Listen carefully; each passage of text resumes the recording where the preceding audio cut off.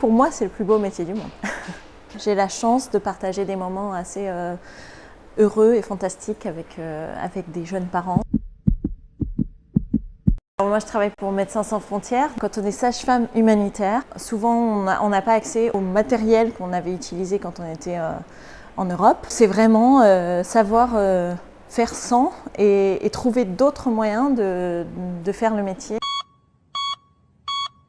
Ouais, quand j'avais 15 ans, oui. Je rêvais d'être sage-femme depuis que j'ai 7 ans. Ma maman était enceinte de mon petit frère et c'est à ce moment-là que j'ai commencé à lire tous les livres possibles sur le sujet. C'était les bébés qui m'attiraient beaucoup. Quand j'avais, pour le coup, plutôt 20 ans, là c'était plus les femmes. Et pouvoir être avec elles dans ces moments privilégiés comme la naissance ou le moment où on choisit une contraception et choses comme ça. Tu t'aspires, tu vois, puis tu pousses. Alors, ce qui me plaît le plus dans mon métier, c'est la joie qu'on apporte et le contact humain, souvent dans des contextes heureux.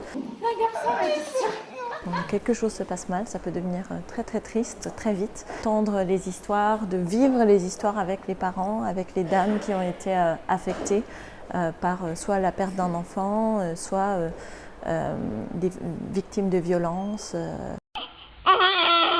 La pire phrase que j'ai entendue, je pense que ça devait venir d'un des papas. Quand j'étais sage-femme à Londres, quand j'ai annoncé qu'on allait pouvoir commencer à pousser, et il m'a demandé s'il pouvait finir sa partie sur son téléphone.